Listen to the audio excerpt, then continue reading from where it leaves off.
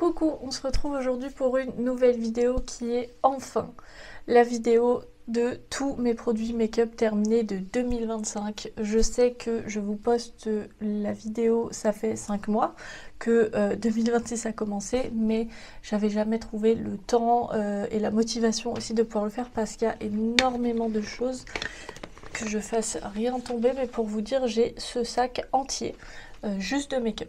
Du coup, on va venir voir ça ensemble. Je vais découper ça en catégories, donc teint, yeux et lèvres, histoire que ce soit plus pratique. Et puis comme ça, je vous montre vraiment tout par catégorie. Comme ça, vous avez le nombre, je trouve ça un petit peu mieux. Je vais essayer, je pense, à chaque fois de faire à peu près dans l'ordre d'application quand c'est possible, notamment sur le teint. Mais du coup, on va commencer avec les brumes pour le visage. J'en ai terminé qu'une. C'est l'Acura, la brume visage à la rose, qui était une brume hydratante qui, à part de l'hydratation, ne faisait pas grand-chose. Je venais l'utiliser le matin, du coup, avant de me maquiller, vraiment entre mes soins et les premières étapes du make-up. Ou alors quand j'avais une poudre que j'aimais pas trop, qui faisait un effet un petit peu cakey, je venais la rajouter par-dessus, comme ça venait fondre un petit peu plus les matières. Et là du coup, forcément c'était un petit peu mieux. Donc là j'en avais une autre dans mes stocks que je suis d'ailleurs en train de terminer, mais après ça je la rachèterai pas. J'ai ensuite terminé 3 bases. J'ai déjà fini la matte primer dans la gamme de Professional de chez Benefit que j'ai bien aimé. En fait, je vous avoue que c'est pas forcément la plus matifiante aussi sur le rendu qu'elle va avoir. Mais j'ai beaucoup aimé la texture où en fait elle n'est pas que matifiante, elle a aussi un effet floutant et ça se sent sous le doigt où ça fait une espèce d'effet siliconé que j'ai bien aimé. Elle s'est terminée quand même très très vite, après j'avais acheté le petit format. Pourquoi pas, si un jour j'ai testé les bases matifiantes que je voulais tester et que j'en ai pas trouvé de meilleure, je pourrais la racheter, mais pour l'instant c'est pas une priorité. Ensuite, une par contre que je ne rachèterai pas, c'est la NYX, la Shine Killer, donc qui est pareil pour les peaux grasses, qui est du coup censée être là pour tuer les brillances. Je la rachèterai pas, même si elle n'était pas trop mal, mais en fait elle n'est pas compatible avec tous mes soins parce que les premières fois que je m'en suis servie, j'avais une certaine routine soins et elle me faisait des peluches, mais à chaque fois, sachant que le packaging est noir mais le produit est noir aussi. Alors si tout se passe bien, il devient transparent sur la peau, mais s'il fait des peluches, déjà les petites peluches sont noires et puis vous vous retrouvez avec des petites traces noires sur le visage aussi, donc pas du tout pratique. Quand j'ai terminé la crème hydratante que j'utilisais à ce moment-là, j'en ai entamé une nouvelle et là ça s'est beaucoup mieux passé.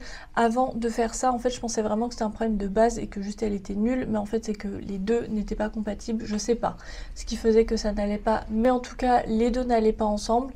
Mais même si elle était honnêtement pas trop mal au niveau du rendu sur la matité, mais le problème c'est que si c'est pour que je sois à croiser les doigts à chaque fois que je termine un soin et que j'en mets un nouveau pour espérer que ce soit compatible, j'ai pas envie de me mettre ce problème-ci dans mon quotidien, vraiment j'ai pas envie. Donc elle était pas trop mal, mais je la rachèterai pas à cause de ça. Et la dernière base que j'ai terminée, c'est de chez Max More, donc la marque de chez Action. J'avais acheté tout un lot avec donc la matifiante, l'hydratante et la lumineuse. Donc j'ai terminé en tout premier la matifiante, celle qui est avec des niacinamides, que j'ai pas trop mal aimé. Après, très honnêtement, quand je dis que je l'ai pas trop mal aimée, c'est que elle était compatible avec un petit peu tout. J'ai jamais eu de réel problème, mais elle n'est pas hyper matifiante en fait. Là, en ce moment, du coup, j'ai le spray fixateur mat, enfin le spray matifiant mat de chez Charlotte Tilbury. La différence à la fin de la journée sur mon teint était pas due à cette base-ci, mais au spray mat, parce que du coup, ça ne changeait rien en fait que je la mette ou pas. J'avais pas de différence le soir, donc je la rachèterai pas. Elle est pas chère, mais du coup pas vraiment efficace. Ensuite, on va pouvoir passer au fond de teint et j'en ai terminé qu'un seul, sachant que j'ai terminé en anti-cerne. Alors, il n'y aura pas d'anti-cerne terminé cette année, mais en fait, c'est lui que j'ai utilisé. C'est le fond de teint stick de chez Huda que j'avais en teinte Vanilla 120.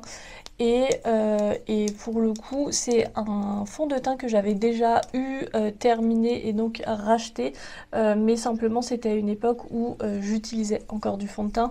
Maintenant je n'en mets plus, la couleur je trouve me va très bien, en tout cas pour les peaux claires elle a vraiment de bonnes couleurs je trouve. J'aime beaucoup ce fond de teint, mais après comme je vous ai dit je le rachèterai pas parce que j'en mets plus, mais je trouve que justement pour les peaux grasses il est quand même plutôt bien efficace. Alors si vous venez le mettre en combo avec la Easy Bake de chez Huda c'est vraiment encore mieux, mais moi du coup je m'en suis servi en tant qu'anti-cerne à la fin parce que je voulais pas me forcer à me faire des full face pour pouvoir le terminer. J'avais terminé mes anti-cernes donc je me suis mise à utiliser celui-ci.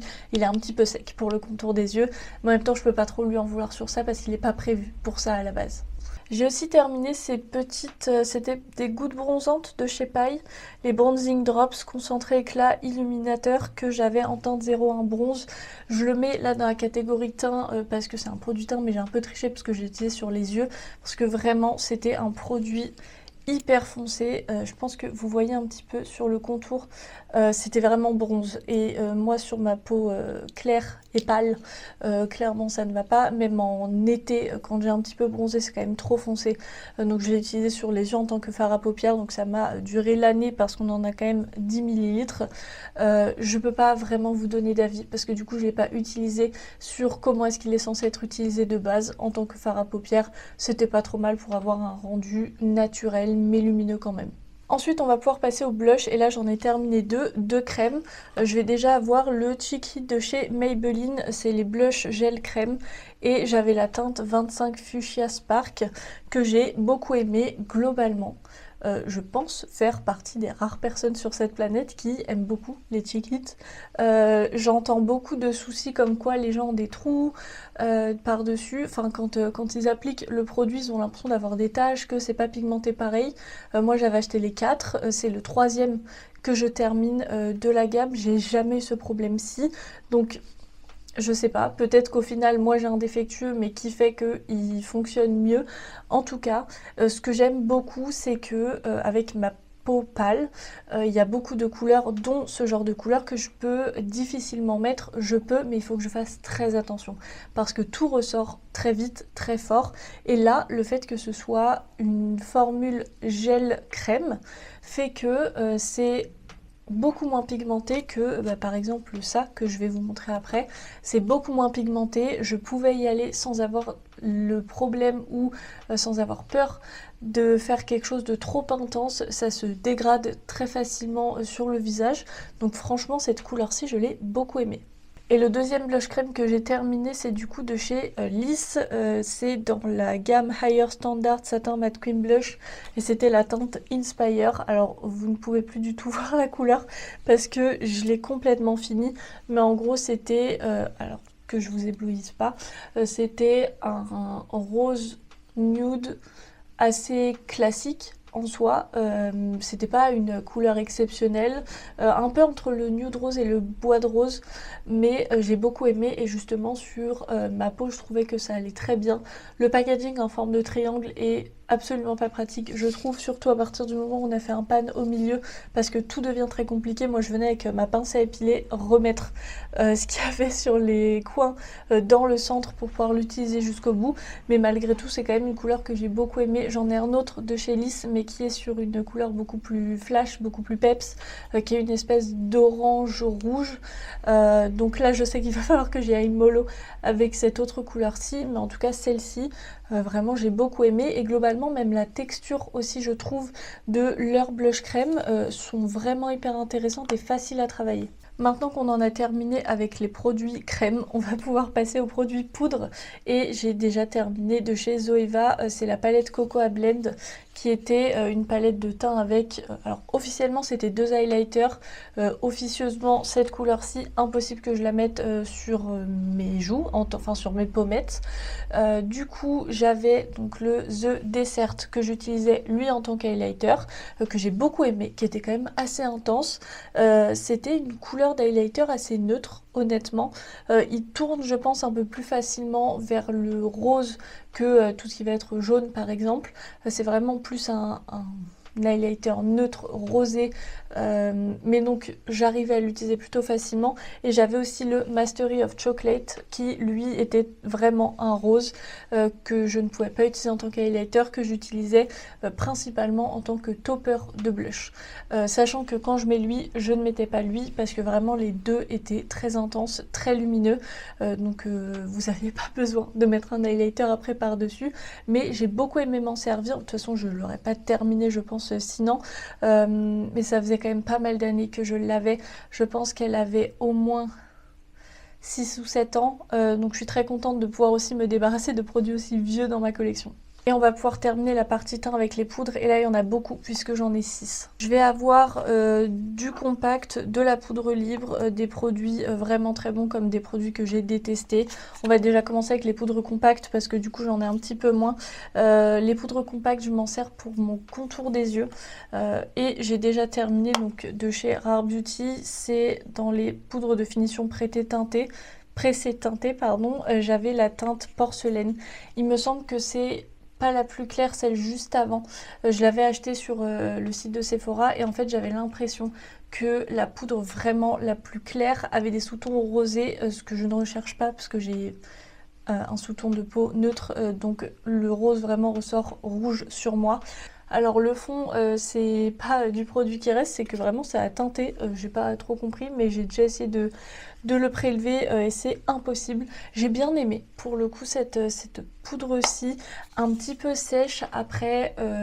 Pour rappel du coup pour ceux qui ne sauraient pas, la poudre je l'applique à la houppette, que ce soit pour le contour des yeux comme le reste du visage, donc évidemment que si je le faisais avec un pinceau j'aurais moins cet effet sec parce que j'en prélèverais moins, mais je me permets de le faire parce que j'ai pas de soucis particuliers sur le contour des yeux, j'ai pas de ridules réellement, donc je me permets, mais du coup elle était un petit peu sèche, enfin je le sentais, ça ne bougeait pas sur mon contour des yeux, par contre moi je sentais que ça s'était asséché sur la fin de la journée, c'était un petit peu moins confortable, mais vraiment ça arrive après l'avoir porté pendant 7 ou 8 heures, donc aucun souci, je la rachèterai pas mais parce que j'aime bien tester de nouvelles choses et qu'en soi elle était bien mais pas exceptionnelle, pas au point de me dire qu'elle est meilleure que beaucoup d'autres que j'ai pu tester, donc je vais continuer ma recherche d'une poudre contour des yeux que j'aimerais beaucoup, mais celle-ci en tout cas était une très bonne découverte.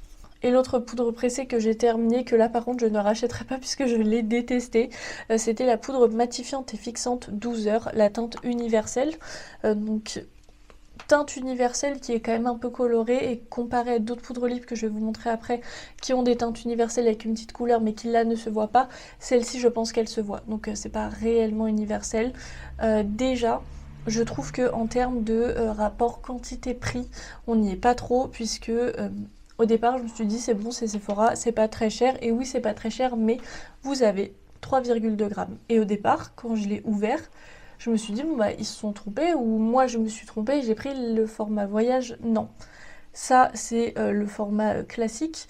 Donc en fait pour vous montrer un petit peu la différence entre les deux, vraiment c'est tout petit. Donc là par rapport à la poudre compacte que je suis en train d'utiliser, c'est tout petit. Donc j'ai déjà été déçue par rapport à ça, et en plus de ça, je n'ai pas du tout aimé le rendu. Elles ne se font absolument pas dans la peau, dans le sens où je venais l'appliquer et il fallait que je repasse avec généralement ce pinceau-ci pour venir retirer l'excédent, parce que il n'y avait pas vraiment d'excédent parce que je passais qu'une fois, mais en même temps ça se voyait et j'avais des espèces de patchs de poudre sur le contour des yeux, c'était pas du tout joli, et j'ai pas compris pourquoi est-ce que ça faisait ça. Ça venait bien matifier, ça venait bien fixer, oui, mais le rendu n'était pas joli, donc un petit peu déçue par rapport à ça, clairement je la rachèterai pas. Et j'étais d'ailleurs assez déçue parce que j'ai aussi terminé dans la même gamme de chez Sephora, donc la poudre libre fixante 12 heures, mais cette fois-ci en version libre, et que là par contre j'ai adoré. On avait 15 grammes à l'intérieur et clairement je pense que je pourrais la racheter parce que elle est bien matifiante, elle fixe bien le teint. Après j'ai rarement vraiment des problèmes de fixation, même si j'ai la peau assez grasse. Malgré tout, j'ai le teint qui ne bouge pas forcément, les couleurs s'estompent, mais mon teint ne bouge pas. Donc je recherche pas particulièrement une fixation extrême. En tout cas, sur la Batité, elle était vraiment géniale. Celle-ci, du coup, par contre, était bien en couleur universelle. Donc il y avait une petite teinte, mais qui ne se voyait pas du tout. Et je l'ai adorée pour le prix de chez Sephora. Donc beaucoup moins cher que d'autres poudres que je vais vous montrer après. Ou même si je dois faire un comparatif avec la Huda, je pense que je préfère aller mettre le prix pour 15 grammes de cette poudre-ci qui va avoir un effet extrêmement proche de la Easy Bake de chez Huda, que je vais payer peut-être 3 fois plus cher pour, je pense, 5 grammes de produit en plus. Donc vraiment celle-ci, ça a été, je pense, un de mes coups de cœur de l'année au niveau poudre, avec du coup d'autres que je vais vous montrer après, mais je l'ai adorée. Mon autre coup de cœur de l'année, ça a été la Low Kit de chez KVD, donc en teinte translucente. Là par contre on a 19 grammes et donc elle est évidemment complètement vide. Je l'ai énormément aimée. J'ai très peur de ne plus pouvoir la retrouver parce que clairement maintenant mes deux poudres préférées ça va être ces deux-ci. J'aime énormément évidemment la Easy Bake de chez Huda, mais même si, alors il me semble que celle-ci et la Huda, on est sur des prix assez similaires, cependant KVD n'est pas un point rouge, donc vous pouvez, si vous avez une réduction, venir l'appliquer sur cette poudre-ci. Moi c'est ce que j'avais fait, donc au final elle vous revient moins cher pour honnêtement un résultat extrêmement similaire.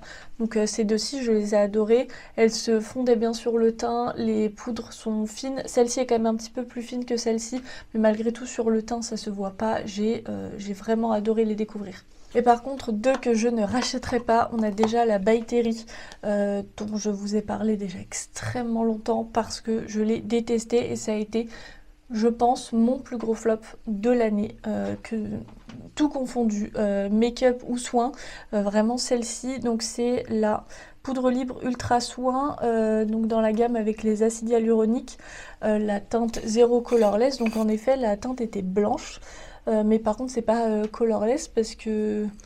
Enfin si, à la limite oui, mais le blanc se voit et du coup vous atténue tout. Donc déjà pas très joli, c'est pas du tout adapté à toutes les carnations de peau, même si la poudre est blanche, parce que moi étant assez pâle de peau, elle me blanchissait le teint. Donc je veux pas imaginer pour tout le reste des carnations, vraiment c'est impossible et je n'ai pas du tout aimé le rendu.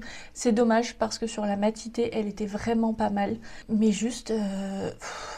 elle était pas belle quoi, elle se fondait pas sur mon teint, j'avais un effet matière.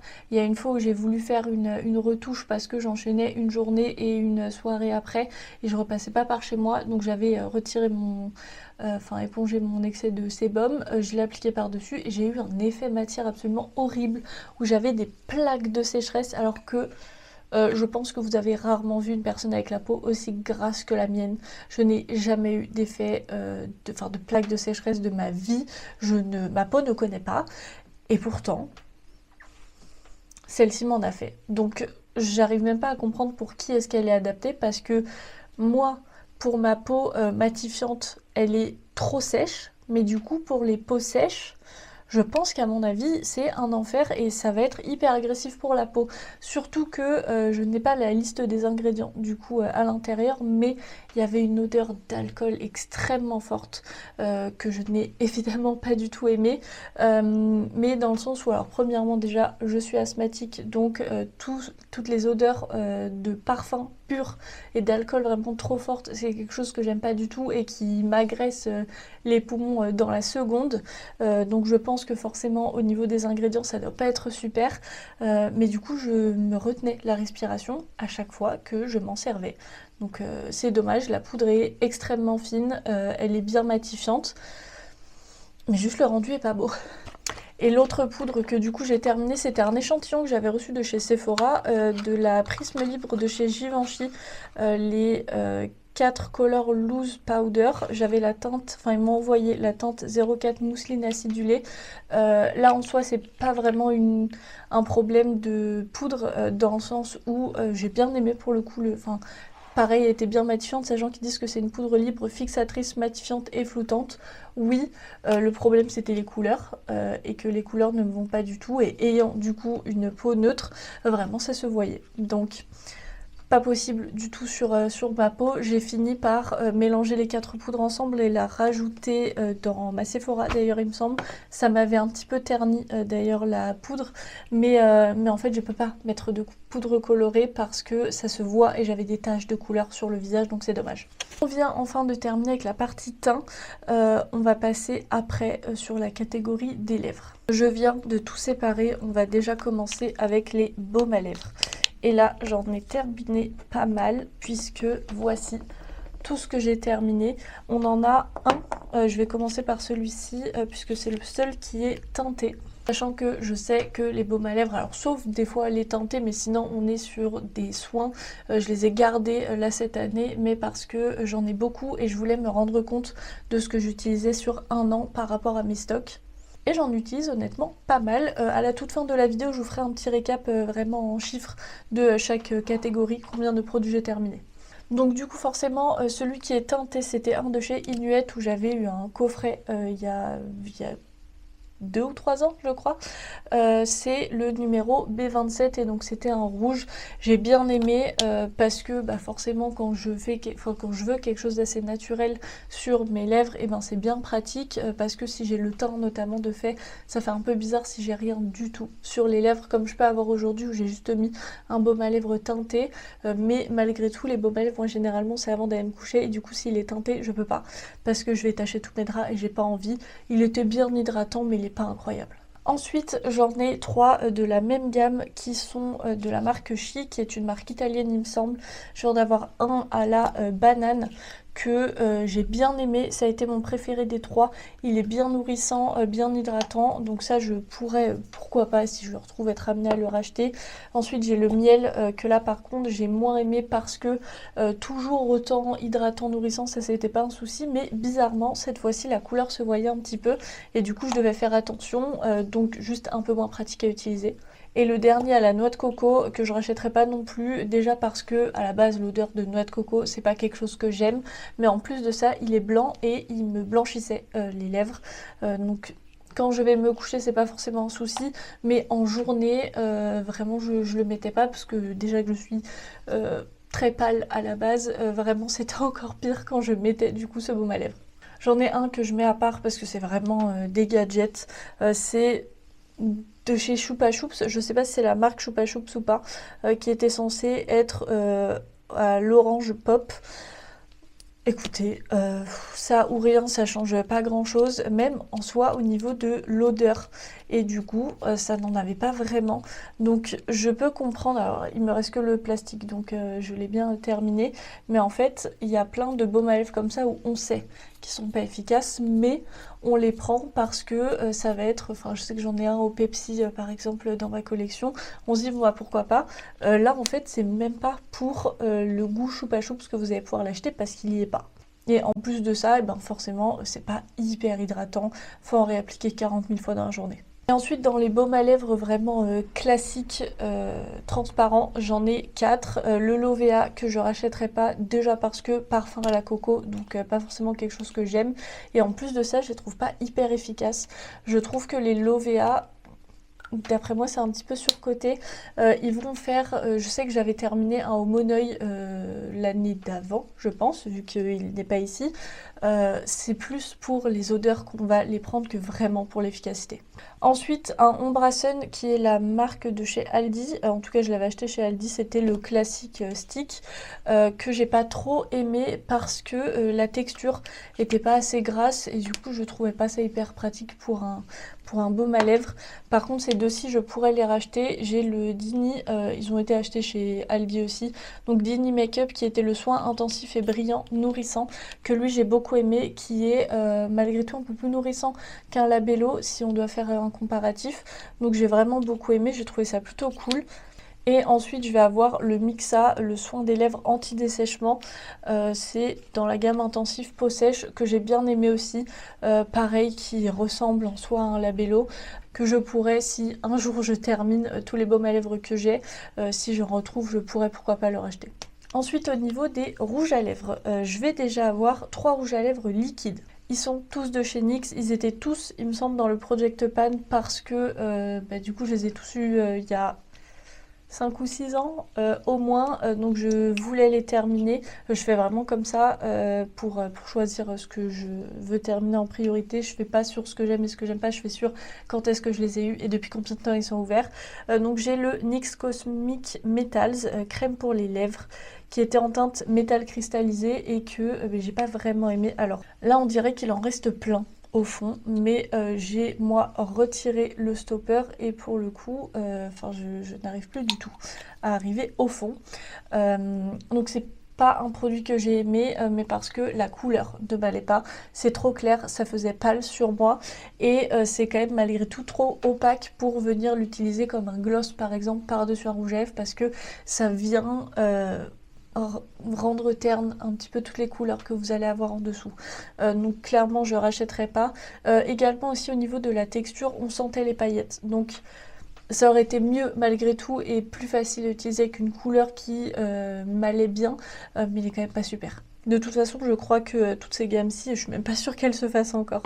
Ensuite dans la gamme des liquides suède, mais dans les mat métalliques, j'avais la teinte moutarde canon, donc qui était cette teinte-ci. Oula, alors là, mais en fait il a bien séché du coup à la fin.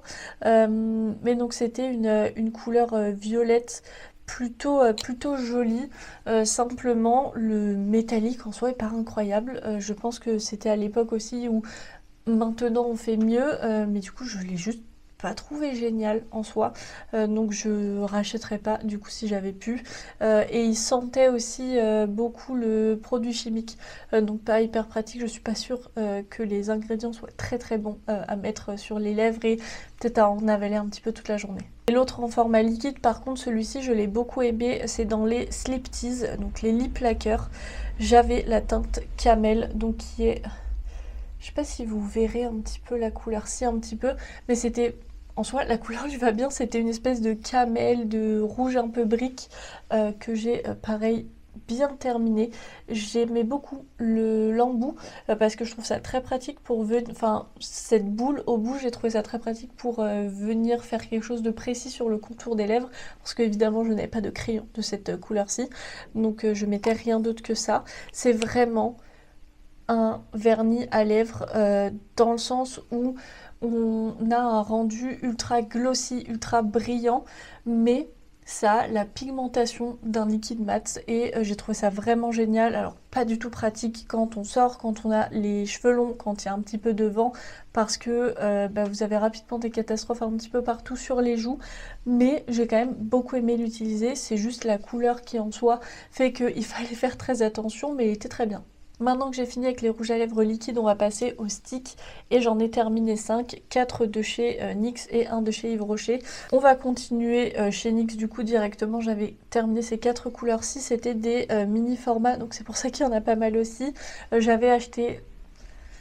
Pareil, il y a 5 ou 6 ans, un coffret qu'ils avaient sorti pour Noël, il me semble, Noël ou le Black Friday, je sais plus, avec du coup tout un coffret de mini rouge à lèvres mat. Donc j'ai terminé déjà le Diamond Lust, qui était du coup un violet, un rose violet, super joli, que j'ai beaucoup aimé et que j'ai porté ma foi assez facilement. Et j'ai aussi donc la teinte Addiction qui là par contre était beaucoup plus froide, qui je trouve m'allait moins bien.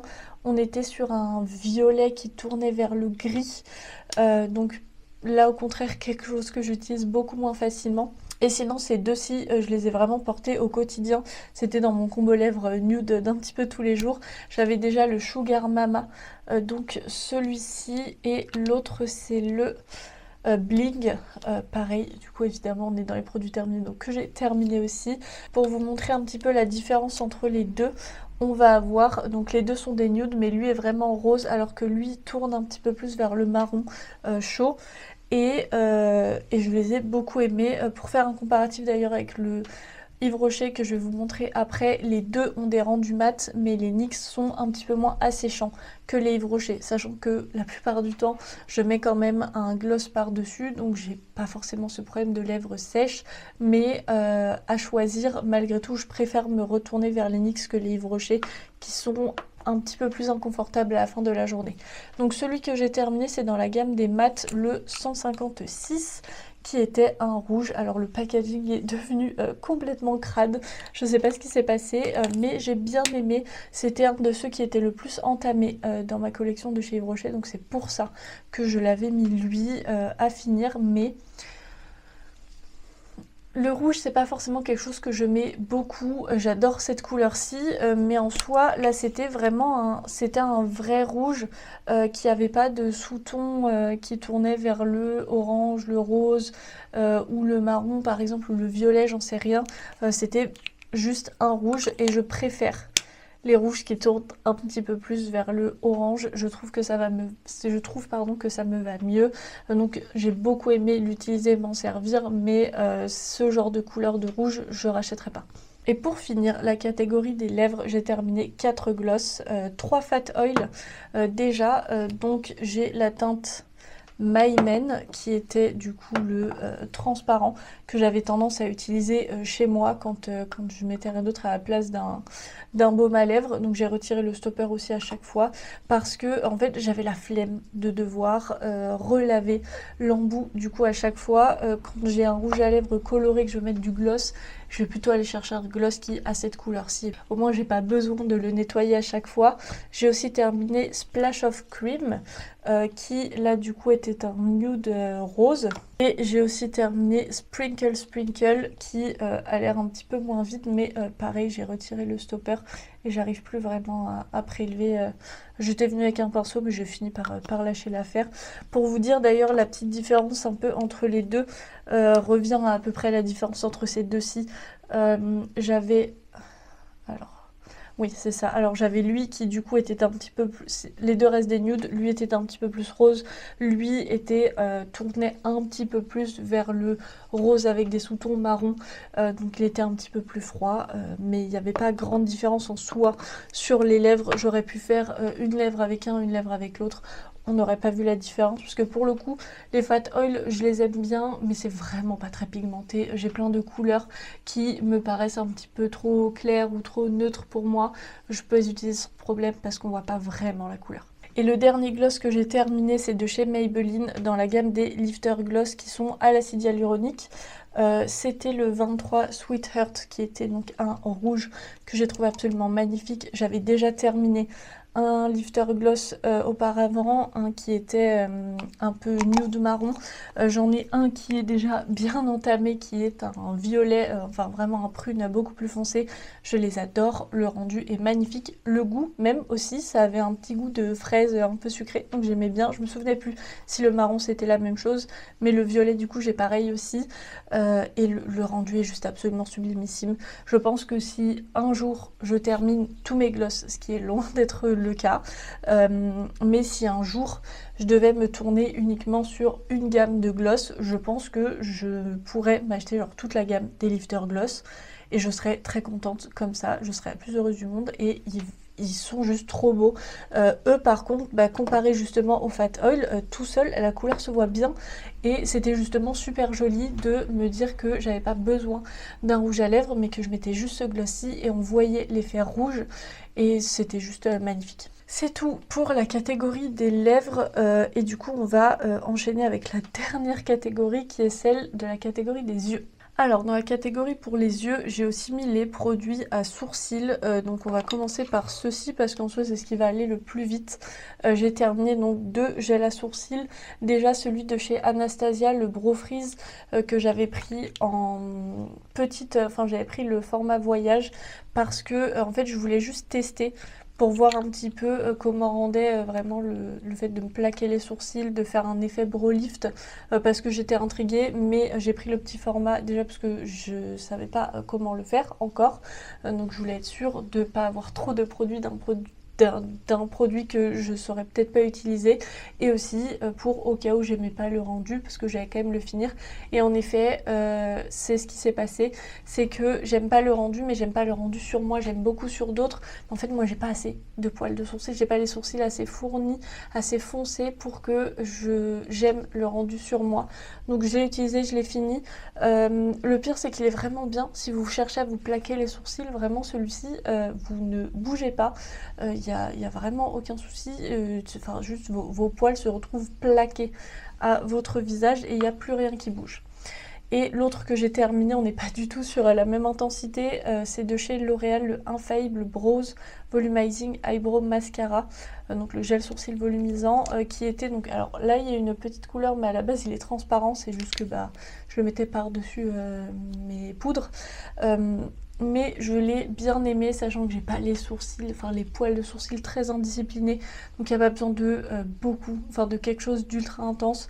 Je suis pas sûre, si vous avez les poils un petit peu drus, pas facile du coup à discipliner, je pense qu'il suffira pas. Après je l'avais acheté à l'étranger, je l'avais acheté quand j'étais en Australie, donc je m'étais retrouvée devant plein de marques que je connaissais pas et il m'en fallait absolument un, donc je m'étais tournée vers L'Oréal parce que je m'étais dit au moins je connais.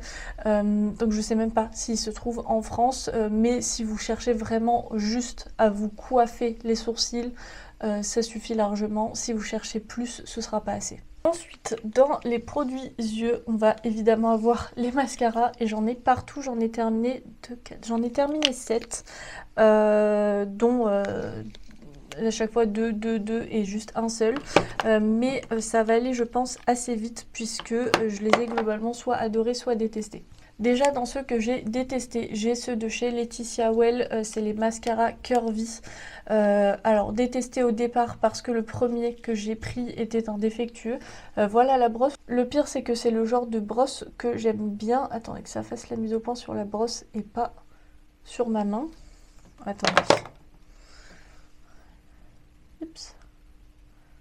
Bon, je pense que vous voyez, mais donc le premier que j'ai ouvert était sec, puisque au bout de peut-être 2 semaines, je n'avais plus... c'est même pas qu'il me recourbait plus les cils, qu'il faisait plus d'effet, c'est qu'il était même le noir ne se voyait plus. Le deuxième que j'ai ouvert m'a tenu un petit peu plus longtemps, mais il est quand même pas incroyable. Curvy, franchement non, ça noircit les cils, ça les allonge peut-être un tout petit peu, mais mis à part ça, ça fait pas grand chose, donc ça clairement je rachèterai pas. Et 2 autres que j'ai pas du tout aimé non plus, c'est de chez Dedona, le noir, enfin le Cat Black Volume Mascara. Qui là en fait j'ai pas aimé parce que c'est plus un gadget en soi qu'autre chose. La brosse est énorme donc pas facile non plus à utiliser et puis ça me donnait de la longueur. J'avais les cils qui étaient noircis mais en fait ça faisait un peu trop naturel par rapport à ce que j'aime. Je cherche pas non plus à avoir un effet pâte d'araignée, vraiment pas, mais là c'était quand même juste pas assez donc je rachèterai pas non plus. 2 autres qui sont de chez Dedona aussi, mais que là par contre j'ai beaucoup aimé, c'est le Volumizing Waterproof. Donc alors évidemment le fait que la formulation soit waterproof fait qu'il sera forcément plus, enfin qu'il aura un rendu un petit peu plus impressionnant, ça c'est normal. Voilà la brosse qui paraît beaucoup plus classique. En soi, la brosse était un des seuls inconvénients, c'est qu'elle est vraiment très grosse et que j'en mettais partout. Mais bon, ça se retire après. Et en fait, ça me donnait, enfin, ça me faisait les cils longs, ça me les gardait quand même pas mal recourbés. Ça, je pense que c'était la formule waterproof de toute façon. J'avais pas mal de volume où j'avais les cils bien déployés. Franchement, j'ai beaucoup aimé l'utiliser. Si un jour je dois racheter des Dedona, j'avoue que je le trouve je trouve beaucoup cette marque aussi sur Vinted. Je sais pas où est-ce que on peut en trouver, enfin si on peut en trouver en France ou si c'est peut-être une marque espagnole, j'en sais rien. Mais si j'en retrouve celui-ci, clairement j'en rachète. Et le tout dernier mascara que j'ai terminé, il est de chez Maybelline, c'est le Lash Sensational Full Fan Effect, un waterproof aussi, que j'ai bien aimé. J'aime bien la brosse parce que du coup donc elle est un petit peu incurvée et vous avez un côté avec des poils plus longs que d'autres. Donc il est facile à prendre en main. La brosse est grosse aussi. Je sais pas si c'est les mascaras waterproof qui ont tendance à avoir ça, mais elle est grosse aussi, j'en mets partout. Mais globalement, le rendu était très joli aussi. Un peu comme le Dedona, du coup le waterproof. J'avais les cils bien déployés. Ça me faisait pas de paquet non plus. Vraiment, c'était, je trouve, super joli. Donc je pourrais. Je pense que les Dedona sont beaucoup moins chers quand même que les Maybelline. Mais en soi, je comprends aussi toute la hype autour de leur mascara. Ensuite, toujours dans les produits yeux, j'ai terminé 2 liners. J'ai déjà terminé un liner noir, assez classique entre guillemets, mais juste parce que c'est une couleur noire. De chez L'Oréal, c'était le Matte Signature Eyeliner. Alors je vois pas de différence en soi sur mes yeux, que le liner soit mat ou non, parce que ça fait pas non plus en effet vinyle quand c'est pas un mat. Par contre, il était bien intense. Ce que j'ai pas trop aimé du coup, c'est le pinceau, mais parce que moi c'est pas la manière, enfin le format que je préfère pour pour faire mon liner. Par contre, si vous c'est ce que vous aimez, ça dure super longtemps. Vraiment, il y a, je sais pas combien il y a de millilitres à l'intérieur. Alors c'est pas écrit, en tout cas là je le vois pas, mais ça dure beaucoup plus longtemps que les liners pinceaux par exemple, enfin un stylo pardon, qu'on va pouvoir avoir. Vraiment si vous faites très souvent des liners, c'est beaucoup plus rentable d'avoir un format comme ça que d'avoir un format de ce style par exemple. Et l'autre liner que j'ai terminé, il est de chez Gauche, c'est le Extreme Liquid Gel Eyeliner en teinte 04 Silver, donc qui était un argenté. Et j'ai été assez déçue parce que le argenté n'était pas ce que je voulais. Donc c'était un pinceau pareil, un petit peu similaire. Là par contre c'était pas des poils, c'est vraiment un embout mousse. Et il aurait été génial si ça avait été un argenté opaque. Parce que là ce n'était pas du tout le cas. Je le mettais généralement, alors parfois je le mettais même en fard à paupières où je venais du coup l'appliquer, mais l'embout pinceau rendait quand même l'application pas évidente non plus pour avoir quelque chose d'homogène. Mais sinon je venais le mettre par dessus un liner noir parce que ça le rendait donc forcément plus pailleté, mais lui tout seul en fait il se voit pas trop et ça fait pas hyper joli parce que ça fait pas très précis parce que c'était pas assez intense. J'aurais voulu que ce soit ce argenté mais opaque parce qu'il aurait sans doute été super comme ça, mais c'était pas le cas. J'ai ensuite terminé deux fards à paupières liquides. Déjà de chez Talika, c'est le Eyeshadow Lift ombre crème à paupières liftante. Je l'avais reçu dans un calendrier de l'Avent il y a 3-4 ans je pense, et je n'ai pas de teinte dessus, donc juste je vous montre, c'était une espèce de bronze qui était plutôt jolie, mais ombre crème à paupières liftante. Le liftant j'ai pas vu, après j'ai pas de rides sur les paupières, donc peut-être que une personne avec une personne plus âgée va voir un rendu, moi je l'ai pas vu. Elle était bien mais la couleur n'était pas incroyable. Je préfère si possible avoir dans ce genre de format soit des couleurs qui sortent de l'ordinaire, soit des rendus beaucoup plus intenses, beaucoup plus pailletés, ce qui là n'était pas le cas. Au niveau du rendu ça ressemblait plus à un irisé qu'à un métallisé, donc je rachèterai pas. Et le deuxième que j'ai terminé, c'était un de chez Shiglam que j'avais eu, enfin j'avais eu un lot de 2-3. Je n'ai même plus la teinte et je crois que j'avais été regarder sur le site, ils le font même plus. C'était pareil, une couleur assez similaire. Par contre, il a séché extrêmement vite. Après, je pense que je m'étais fait avoir aussi sur Vinted, ils étaient ouverts depuis beaucoup plus longtemps que ce qui était écrit, mais c'est sûr que le truc était périmé depuis quelques temps, donc c'est dommage, j'ai pas vraiment pu m'en servir. Par contre au tout début il était quand même beaucoup plus opaque par exemple, et intense et lumineux que la Talika, donc en vrai quitte à choisir je préfère ce rendu-ci que l'autre. Et on en a bientôt terminé enfin avec les deux crayons pour les yeux que j'ai pu terminer. Je vais déjà avoir de chez Sephora, c'était un mini, donc je suis pas partie d'un grand non plus pour arriver à ça. C'était le 03 Deep Brown, sachant que je mets pas beaucoup de crayons pour les yeux. Déjà du noir j'en mets pas beaucoup parce que je trouve que j'ai pas les yeux hyper ouverts et forcément ça me les ferme encore plus. Malgré tout, en fonction des make-up, je trouve ça beaucoup plus joli aussi quand il y en a, pour faire un truc vraiment fini, un peu comme un trait de liner. Donc je mets plus facilement du marron que du noir parce que ça fait moins cet effet œil fermé, mais c'est pas incroyable non plus. Je suis contente de l'avoir fini, mais après que ce soit lui ou un autre crayon, ça revient au même. Et ensuite un crayon là par contre que j'ai beaucoup aimé, c'est de chez Dedona, c'est dans la gamme des caméléons. J'ai fini la teinte numéro 1. En fait c'est des crayons rétractables, donc ça aussi je préfère, qui sont duochrome, d'où le caméléon qu'ils mettent. Mais là vous voyez un petit peu, mais en fait moi je me racle je sais pas si je peux, ah si j'ai réussi à mettre un petit peu, mais je crois que vous voyez rien. Si, peut-être un petit peu, ah si, là. En fait c'était une base blanche avec plein de petites paillettes qui tournent au vert, au rose, donc c'était super joli. J'ai beaucoup aimé l'utiliser soit en point de lumière, soit parfois même je le mettais directement sur toute ma paupière mobile, avec un creux de paupière mat assez classique. Le rendu était super joli, donc ça j'en ai d'autres. J'avais acheté tout un lot aussi pareil sur Vinted, j'en ai d'autres et je suis très contente d'avoir ces autres aussi parce que j'ai beaucoup aimé le rendu. Et voilà, c'est enfin tout pour mes produits terminés make-up, en tout cas de 2025. Pour vous faire un décompte, j'ai terminé une brume visage, 3 bases à paupières, un fond de teint. Je sais pas dans quelle catégorie le mettre, mais du coup je vais mettre un bronzer liquide, même si c'est des gouttes bronzantes, mais donc un bronzer liquide, 2 blush crème, une palette pour le teint, donc avec de blush à l'intérieur, enfin une palette d'highlighter, 6 poudres dont 2 compacts et 4 libres. Ensuite pour les lèvres, j'ai terminé 9 baumes à lèvres dont un teinté, 3 rouges à lèvres liquides dont 2 mat et un effet vraiment vinyle, 5 rouges à lèvres en stick, en bâton, format mat, 4 gloss. Et après pour la partie des catégories pour les yeux, on va avoir 7 mascaras, 2 produits sourcils de gel à sourcils, 2 ombres à paupières liquides, 2 crayons pour les yeux et 2 liners, un noir, un argenté. Et bien écoutez, après décompte, on est à 51 produits au total, en comptant les baumes à lèvres, mais malgré tout 51 produits, donc je suis trop contente. Vraiment ça fait pas mal, enfin je me dis qu'en ratio, en moyenne par mois, c'est quand même vraiment bien. J'espère du coup continuer comme ça pour l'année prochaine. Vous aurez du coup pareil évidemment la même chose. Plutôt début 2027.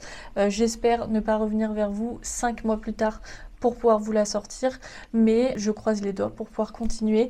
N'hésitez pas à me dire si vous avez terminé pas mal de produits make-up l'année dernière, alors ça commence à remonter un petit peu, donc si vous vous en souvenez, n'hésitez pas à liker la vidéo et à me laisser un commentaire avec ça. Peut-être qu'il y a des produits que moi j'ai terminé cette année, que vous avez terminé aussi, peut-être que vous avez des avis différents aussi, donc n'hésitez pas à me le dire. Pour ne rien louper des prochaines vidéos, je vous laisse vous abonner et activer la petite cloche de notification. Et vous aurez comme d'habitude mes réseaux sociaux en barre d'infos si vous voulez me suivre un petit peu plus quotidiennement. Moi en attendant, je vous souhaite une très bonne journée et je vous fais plein de gros bisous.